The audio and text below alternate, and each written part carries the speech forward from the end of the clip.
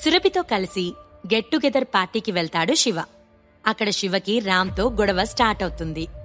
రామ్ శివలు గొడవ పడుతుంటే ఒక్కసారిగా వాళ్ళున్న క్యాబిన్ డోర్ వద్ద సౌండ్ చేస్తూ ఓపెన్ అవ్వడంతో అందరూ అటుగా చూశారు. ఒళ్లంతా టాటూస్తో అగ్లీగా ఉన్న ఓ వ్యక్తి ఉన్నాడు. అతని చెయ్యి మరో వ్యక్తి మెడ మీద ఉంది.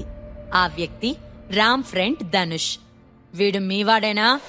ఈ ఎదవ వైన్ తాగుతూ వచ్చి నా మీద పోశాడు. వీడికి బుద్ధి చెప్తుంటే మీ పేరు చెప్పాడు. నువ్వేనా ఈ పార్టీ ఏర్పాటు చేసింది అని రామ్ని ఉద్దేశించి అన్నాడు ఆ టాటూ వేసుకున్న వ్యక్తి. అవును, మావాడే, వాడిని వదిలే అన్నాడు రామ్. ఏంటి వదిలేయాలా? వీణ్ణి వదల్ను, మిమ్మల్ని కూడా వదల్ను అన్నాడు ఆ వ్యక్తి. నేనెవరనుకుంటున్నావు అన్నాడు రామ్. వెళ్ళి మీ నాన్నని అడుగుపో అన్నాడు ఆ వ్యక్తి. రామ్ కోపంగా అతని చెంపపై కొట్టి, నన్నే అంత మాట అంటావా? నేనెవరో తెలుసా? నాకు సిటీలోనే పెద్ద పెద్ద వాళ్ళు తెలుసు. పేరు మోసిన పీవీఆర్ కన్స్ట్రక్షన్ వాళ్ళు కూడా తెలుసు.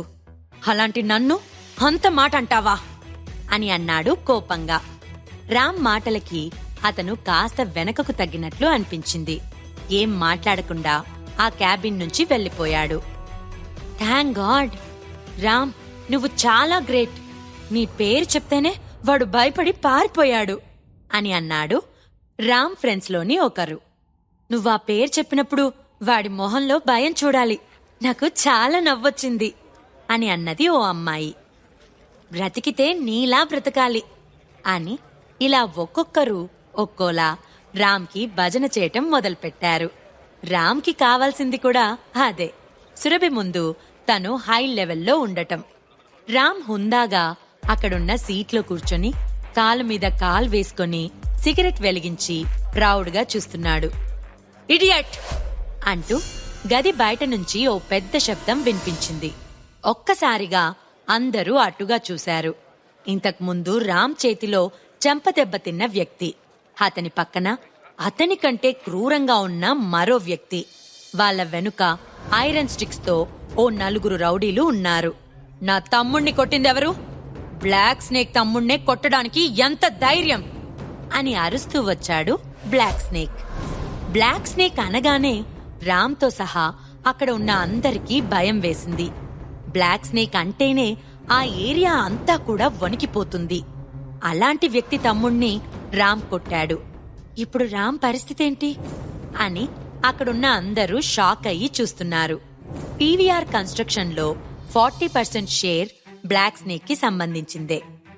సారీ సార్, క్షమించండి. అతను మీ తమ్ముడని నాకు అస్సలు తెలీదు. నేను సుబ్రహ్మణ్యం కొడుకుని. రాఘవ కన్స్ట్రక్షన్స్ మాదే అన్నాడు రామ్. ఏంటి, నువ్వు సుబ్రహ్మణ్యం కొడుకువా? సుబ్రహ్మణ్యం అంటే నిన్న డిన్నర్లో నా కాళ్ళు పట్టినవాడేనా అని తన పక్కనున్న అనుచరుడిని అడిగాడు బ్లాక్ స్నేక్. అవును అని చెప్పాడు అతను. ఓ, నువ్వు అతని కొడుకువా? అయితే ఇప్పుడు నిన్ను వదిలిపెట్టాలా? నిన్ను వదిలేస్తానని ఎలా అనుకున్నావు అంటూ రామ్ కాలర్ పట్టుకుని మొహంపై కొట్టాడు బ్లాక్ స్నేక్. రామ్ హడలిపోయాడు. ప్లీజ్ స్నేక్ సార్, నన్ను వదిలేయండి. మేము సరదాగా పార్టీ చేసుకోవడానికి వచ్చాం. మీరు వెళ్ళిపోమ్మంటే ఇప్పుడే వెళ్ళిపోతాను. ఇక్కడ షికా ఫ్యామిలీ అమ్మాయి కూడా ఉంది. ఆ అమ్మాయి మొహం చూసి మమ్మల్ని వదిలిపెట్టండి అని వేడుకున్నాడు రామ్. ఏంటి, షికా ఫ్యామిలీ అమ్మాయి ఇక్కడుందా? ఎవరు అన్నాడు బ్లాక్ స్నేక్ చుట్టూ చూస్తూ. షికా గ్రూప్స్లో పెద్ద హోదాలో ఉన్నావు సురభి. నీ హోదాను ఉపయోగించి రామ్ని కాపాడు అని వాళ్ళ ఫ్రెండ్స్ అంతా సురభినే అడిగారు. ఈ అమ్మాయిని 2 సంవత్సరాల క్రితం చూశాను. చాలా అందంగా ఉంటుంది. అప్పటికి ఇప్పటికీ పెద్ద తేడా ఏం లేదు. నీకే కదా ఓ పనికిరాని వ్యక్తిని భర్తగా చేశాడు మీ తాతయ్య అని వెటకారంగా అన్నాడు స్నేక్. అక్కడ ఎవరూ ఏమీ మాట్లాడలేదు. సరే సురభి, ఈ రోజు రాత్రి నాతో డ్రింక్ చేసి నాతో స్పెండ్ చేయి.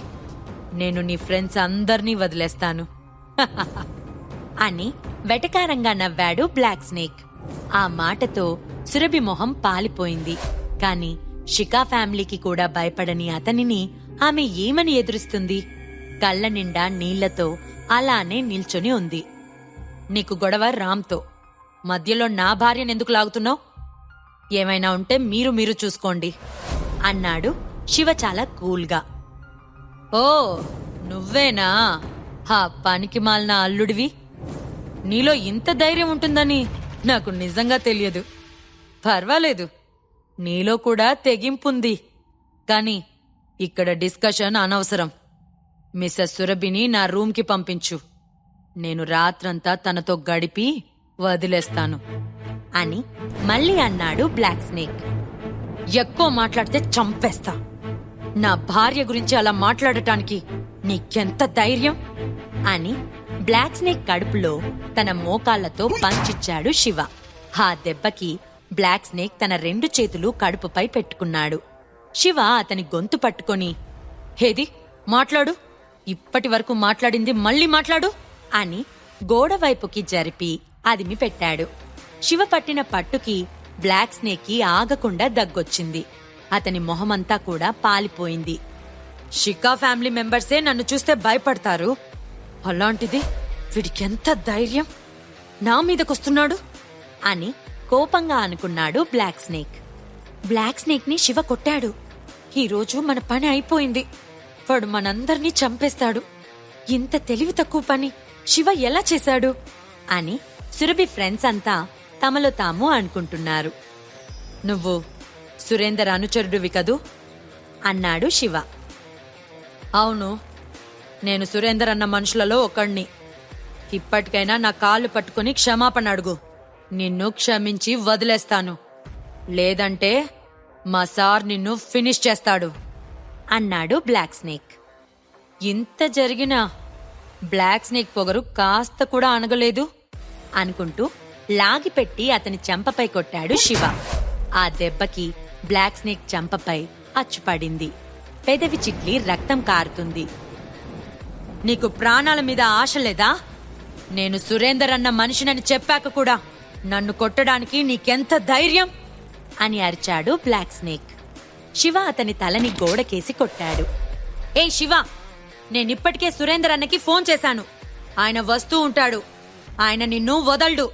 ఆయన చేతిలో నుంచి నిన్నెవ్వరు కూడా రక్షించలేరు అని స్నేక్ అనుచరులలో ఒకరు అన్నారు. ఓ, అయితే సురేందర్ కూడా వస్తున్నాడా? శివ, నువ్వు ఎన్ని ఇబ్బందులైనా పడు, మమ్మల్ని ఇందులోకి లాగకు అన్నది లాస్య. సురేందర్ వస్తున్నాడు అనేసరికి సురభితో సహా ఆ క్యాబిన్లో అందరికీ భయం వేసింది. సురేందర్ అంత బలమైనవాడా అన్నాడు శివ. సురేందర్ బలం గురించి తెలియకుండానే అతని మనిషిని కొట్టావా? మనుషులలో రాక్షసుడు ఆ సురేందర్. నిన్ను ఖచ్చితంగా చంపేస్తాడు. నీతో పాటు మమ్మల్ని కూడా చంపేస్తాడు. నువ్వు మునిగింది కాక మమ్మల్ని ముంచావు అని అంటున్న రామ్ మొహంపై ఓ పంచిచ్చాడు శివ. ఆ దెబ్బకి రామ్ మొహం బూరెలా ఉబ్బింది. శివ కోపం కంట్రోల్ చేసుకోలేక ఆ క్యాబిన్ నుంచి బయటకు వచ్చి కారిడార్లో అటూ ఇటూ తిరుగుతున్నాడు. అతని వెనకే వచ్చిన సురభి, శివ, ఇదంతా వదిలే, ప్లీజ్, జరిగిందంతా మర్చిపో, మనమిక్కడి నుంచి వెళ్ళిపోదాం అని భయంగా అన్నది. గొడవ ఎప్పుడూ సమస్యని పరిష్కరించదు, కాని గొడవ జరగడానికి కారణాలు బలంగా ఉంటాయి. అది ఆమెకు తెలియంది కాదు. కాని ఇక్కడ ఆమె మనసును కదిలించింది ఈ సంఘటన. శివ తన సేఫ్టీ గురించి ఏమాత్రం పట్టించుకోకుండా సురభి ఆత్మాభిమానం కోసం ఇంత గొడవ చేశాడు. అది ఆమెకి తెలియకుండానే ఆమె మనసును తాకింది. మీరు ప్రాణాలతో ఇక్కడ్నుంచి వెళ్లగలరనుకుంటున్నారా? మా సురేందర్ అన్న వస్తే మిమ్మల్ని చంపి నదిలో వేస్తాడు.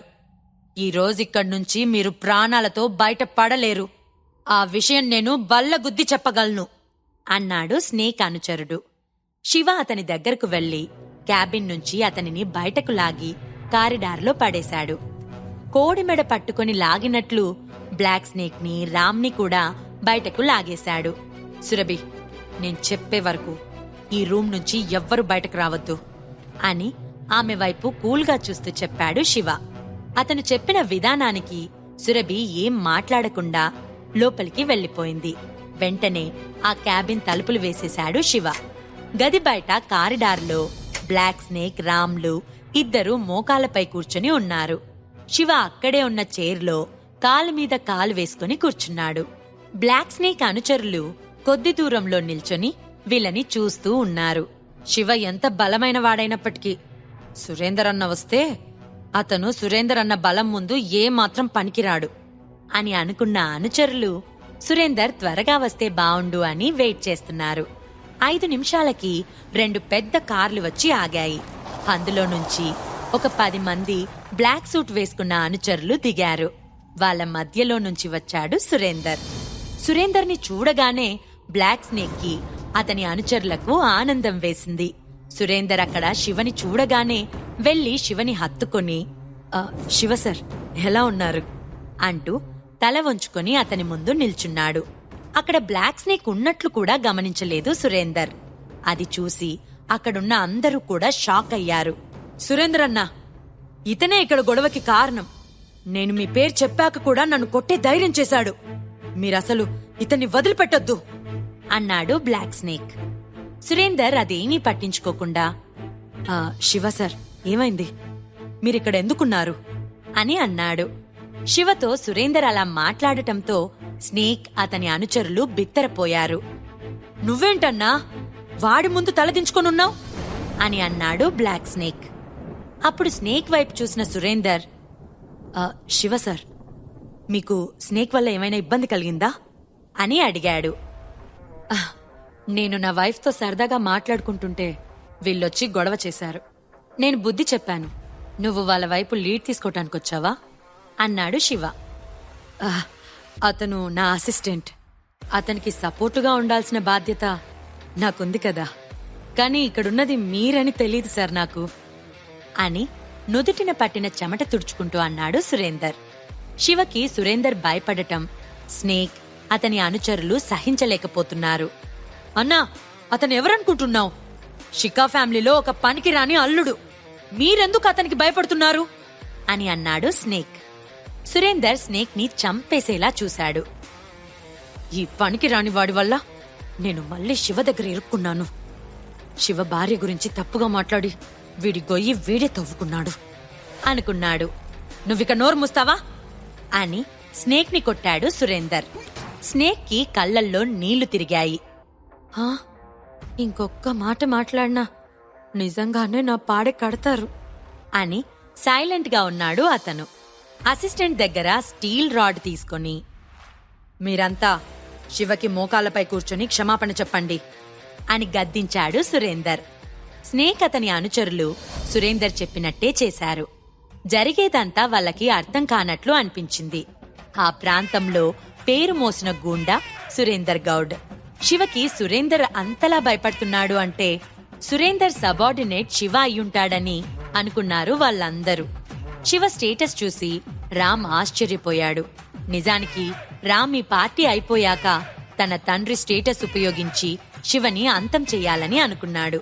కాని ఇప్పుడు తన ఆలోచనకి తనకే నవ్వొచ్చింది. శివ ముందు తను ఏమాత్రం పనికిరాడు అని రామ్కి అర్థమైంది. శివ ముందు రామ్ మోకరిల్లి, నన్ను క్షమించు అని అడిగాడు. శివ ఏం మాట్లాడకుండా క్యాబిన్ దగ్గరికి వచ్చి డోర్ ఓపెన్ చేశాడు. అప్పటి వరకు టెన్షన్గా ఉన్న సురభి శివ సేఫ్గా ఉండేసరికి రిలాక్స్ అయింది. అంతా ఓకేనా అని బాధ నిండిన స్వరంతో అడిగింది సురభి. నువ్వేం కంగారు పడుకు, అంతా క్లియర్, ఇంటికి వెళ్దాం అని చిరునవ్వుతో అన్నాడు శివ. శివ ముందు నడుస్తుంటే అతని వెంటే సురభి నడిచింది. ఆ క్యాబిన్లోకి వచ్చిన రామ్ చుట్టూ అతని ఫ్రెండ్స్ చేరారు. రామ్, నీ చేతికి ఏమైంది? ఆర్ యూ ఓకే అని అడిగాడు రామ్ ఫ్రెండ్. నేను ఓకే అని రామ్ మౌనంగా వెళ్లి కూర్చున్నాడు.